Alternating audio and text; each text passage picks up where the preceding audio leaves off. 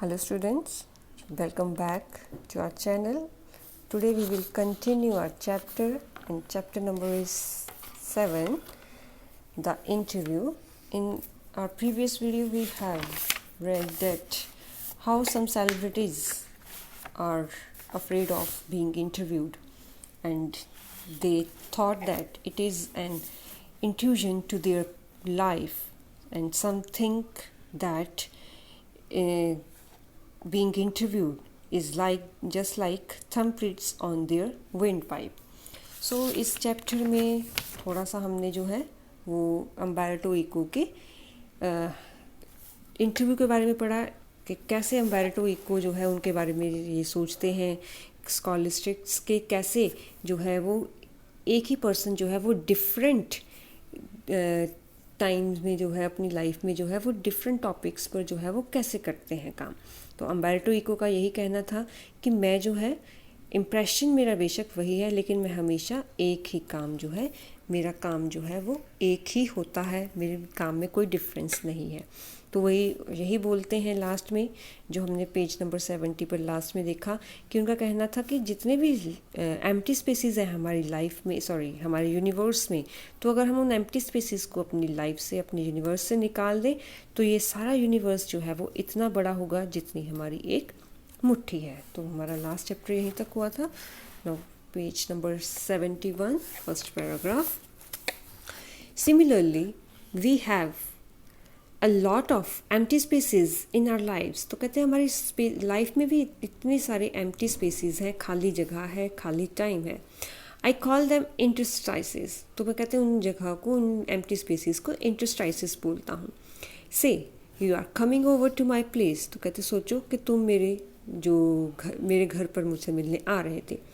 You are in an elevator and while you are coming up I am waiting for you.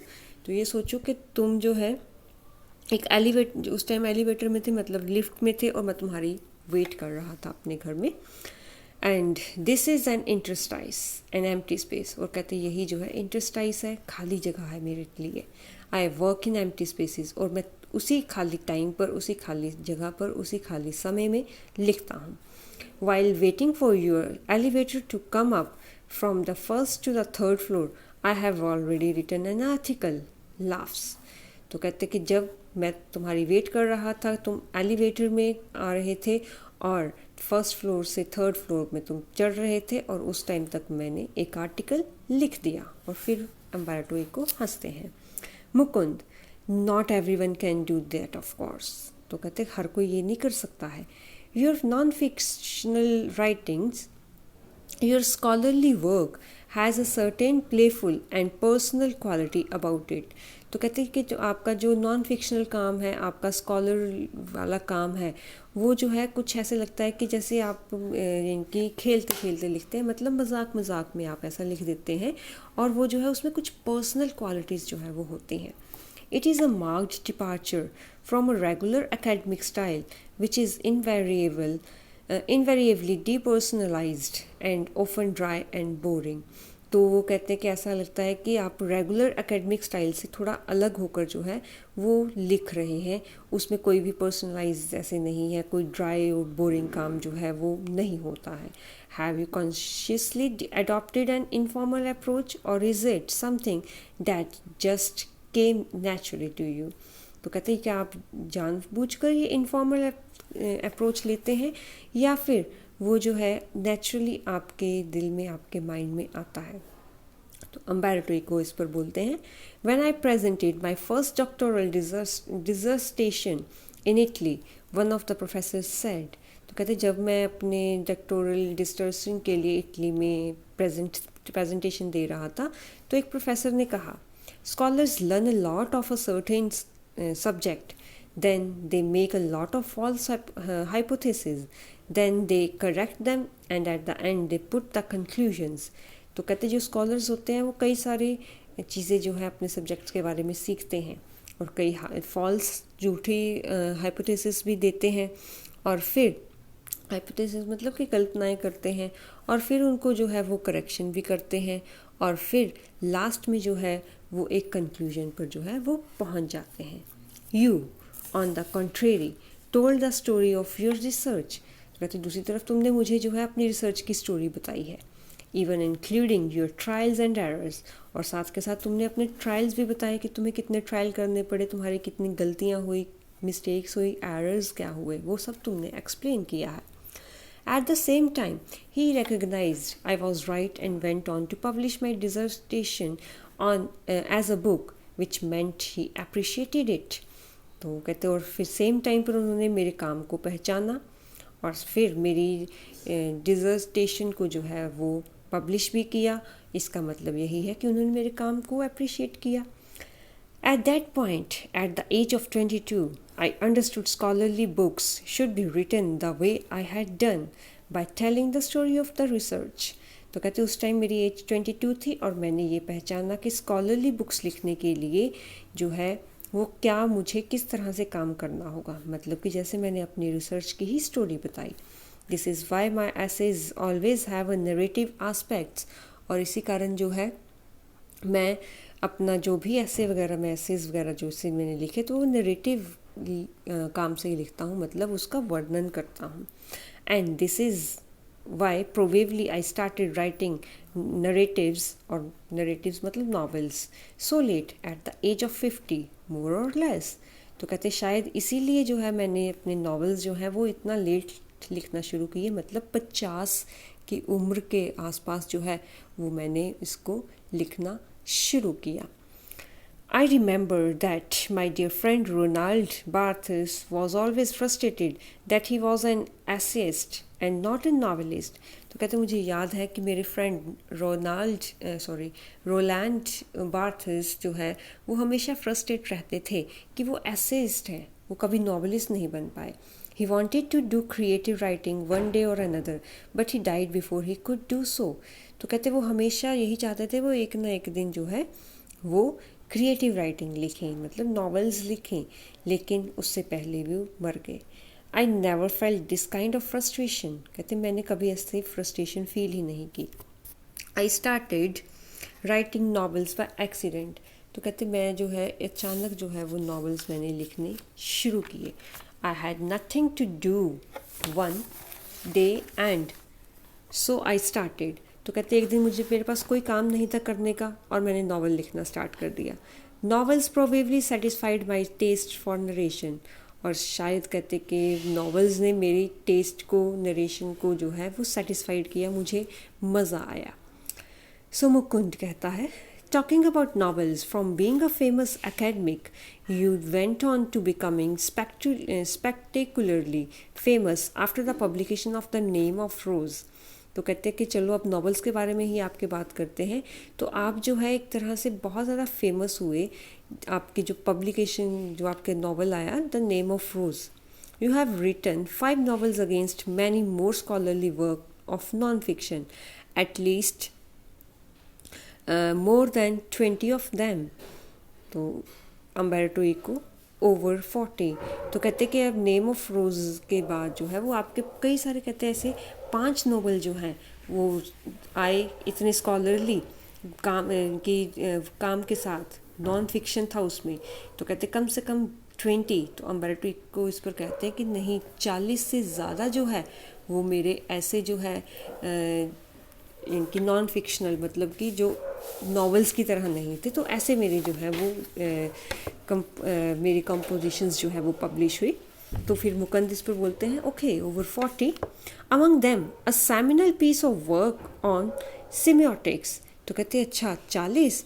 और फिर कहते हैं कि उसके बाद जो है वो सबसे ज़्यादा आपका जो इनकी अच्छा काम था वो सिमियोटिक्स पर था, मतलब साइंस की जो आर्ट थी उसके ऊपर.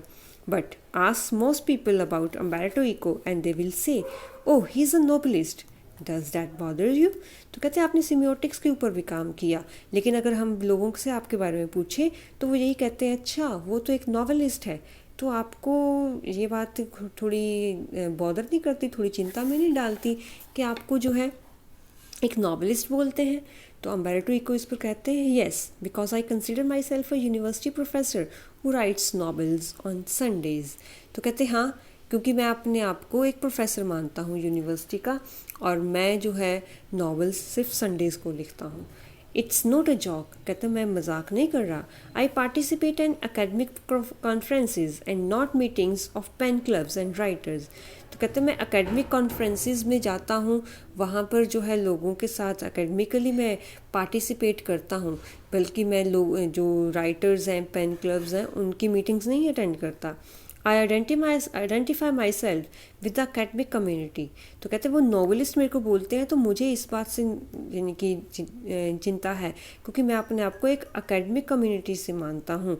मैं अपने आप को चाहता हूँ कि लोग मेरी अकेडमिकली कम्युनिटी से मेरे को जाने, मतलब एक प्रोफेसर की तरह मुझे जाने।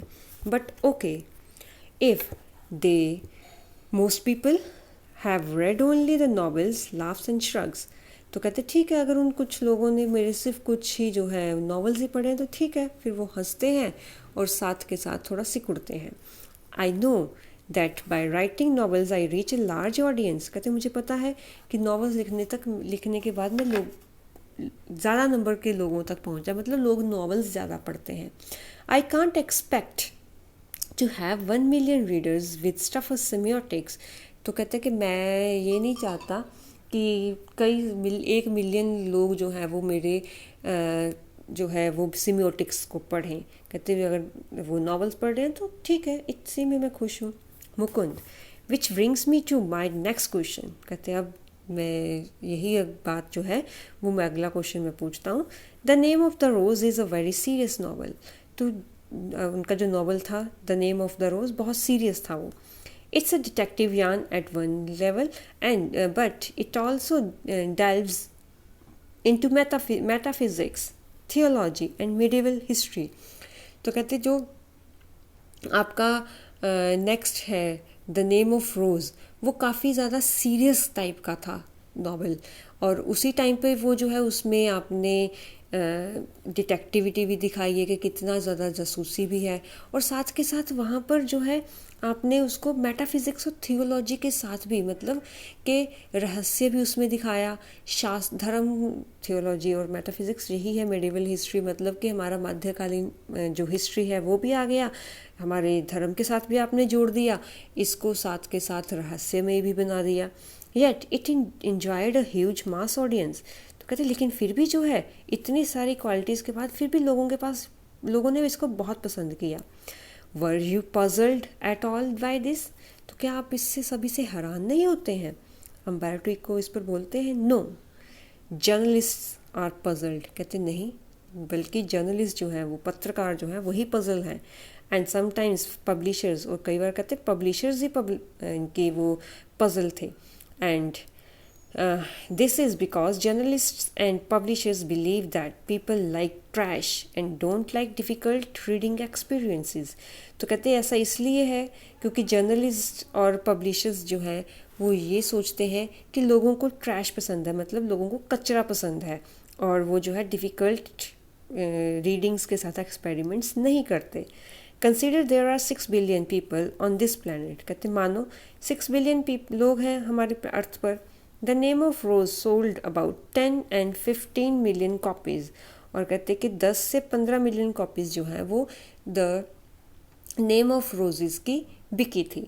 सो in a way I reached only a small percentage of readers. और कहते मैं सिर्फ अगर इस तरह से देखें तो मैं बहुत ही कम रीडर्स तक जो है वो पहुंचा हूँ। But it is exactly those kinds of readers who don't want easy experiences. तो इस दूसरी तरफ इसका मतलब ये भी है कि ये 10 से 15 मिलियन लोग जो थे वो ऐसे लोग थे जिनको इजी रीडिंग पसंद नहीं है, इजी एक्सपीरियंसेस पसंद नहीं है, और at least don't always want this, या फिर वो कभी इनको चाहते ही नहीं है। I myself at 9 PM after dinner watch television and want to see the Miami Vice और एमरजेंसी रूम। तो कहते हैं अगर मैं अपनी ही बात करूँ तो रात को 9 बजे जो है वो मैं डिनर के बाद जो है वो मैं टेलीविज़न देखता हूँ, और या फिर मैं मियामी वाइस और एमरजेंसी रूम देखना पसंद करता हूँ। I enjoy it and I need it but not all day. तो कहते मैं इसको एंजॉय भी करता हूँ, मेरे को इसकी ज़रूरत भी है, लेकिन अगर मैं रोज़ कहूँ ये मेरी ज़रूरत है, या रोज़ कहूँ कि मैं इसको रोज़ एंजॉय करता हूँ, तो ऐसा नहीं है। मैं पूरा दिन नहीं इसको देख सकता। Mukund, Could the huge success of the novel have anything to do with the fact that it dealt with the period of medieval history that? तो कहते हैं कि अगर बात करें कि इस नावल की कि बहुत ही बड़ी इसने जो है वो सफलता पाई है, सक्सेस पाई है, तो क्या इस कारण कि ये जो है मेडिवल हिस्ट्री थी इसके बीच में, शायद इस कारण था। तो अम्बेर्टो इको इस पर बोलते हैं दैट्स पॉसिबल, कहते पॉसिबल हो सकता है ये, but let me tell you another story, कहते एक और स्टोरी बताता हूँ मैं। Because I often tell stories like a Chinese wise man, तो कहते एक चाइनीज़ वाइज मैन की तरह मैं हमेशा स्टोरीज ही सुनाता हूँ। My American publisher said while she loved my book, she didn't expect to sell more than 3,000 copies in a country where nobody has seen a cathedral or studies Latin. तो कहते कि अगर मेरी एक फ्रेंड, अमेरिकन फ्रेंड थी, American publisher, तो उसने जिनकी वो उसने कहा था मुझसे कि वो मेरी राइटिंग्स को, मेरी बुक्स को पसंद करती है, लेकिन वो इसकी 3,000 से ज़्यादा, 3,000 से ज़्यादा कॉपीज़ जो है वो नहीं एक्सपेक्ट करती कि वो जो है बेच पाएगी, क्योंकि वहाँ पर ऐसी कंट्री जहाँ पर लोग जो है कभी इन्होंने चर्च ही नहीं देखा, कैथेड्रल है ना यहाँ पर, कैथेड्रल और स्टडीज़ लैटिन, कि नोबडी हैज़ सीन कैथेड्रल, कि कभी इन्होंने चर्च ही नहीं देखी, कभी गिरजा घर ही नहीं देखा, या फिर ना ही कभी इन्होंने लैटिन पढ़ी है। So I was given an advance for 3,000 copies, तो पब्लिश होने पर मेरे को सिर्फ 3,000 कॉपीज़ का ही एडवांस मिला। But in the end it sold 2 or 3 millions in the US, तो कहते अकेले US में ही, अमेरिका में ही मेरी 2 से 3 मिलियन कॉपीज़ इसकी बिक गई। तो सोचो कहाँ पर 3,000, कहाँ पर 2-3 million copies. So a lot of books have been written about the medieval past far before mine, तो कहते मेरे लिखने से भी पहले कई सारी और भी बुक्स जो है वो मेडिवल हिस्ट्री, मेडिवल पास्ट के बारे में लिखी गई। I think the success of the book is mystery, तो कहते मैं तो यही सोचता हूँ कि ये इसकी सक्सेस जो है इस बुक की वो एक रहस्य है, एक मिस्ट्री है। नोबडी कैन प्रेडिक्ट इट, कोई इसको प्रेडिक्ट नहीं कर सकता, कोई समझ नहीं सकता। I think if I had written the name of the rose 10 years earlier or 10 years later, it wouldn't have been the same, तो कहते मैं तो यही सोचता हूँ कि अगर द नेम ऑफ द रोज़ मैंने 10 साल पहले या 10 साल बाद में लिखी होती तो शायद ये इतनी फेमस ना होती, ये रिज़ल्ट ना होता। Why it worked at that time is a mystery, तो वहाँ उस टाइम ये इतनी फेमस क्यों हुई, ये एक मेरे लिए मिस्ट्री है, ये मेरे लिए एक जो है रहस्य है। सो इस तरह से उनकी इंटरव्यू जो है यहाँ पर ख़त्म होती है। तो हमारा चैप्टर भी जो है वो ख़त्म हो गया है। तो इसमें से शॉर्ट क्वेश्चन में आपको क्वेश्चन जो है वो एग्ज़ाम में मिल जाएंगे। तो इस बुक का अब एक चैप्टर बच गया है, तो नेक्स्ट वीडियो में हम उस चैप्टर को कंप्लीट करेंगे और फिर हमारी बुक जो है ये कंप्लीट हो जाएगी। Till then stay safe, stay home, take care of yourself and your family and study hard. Bye bye.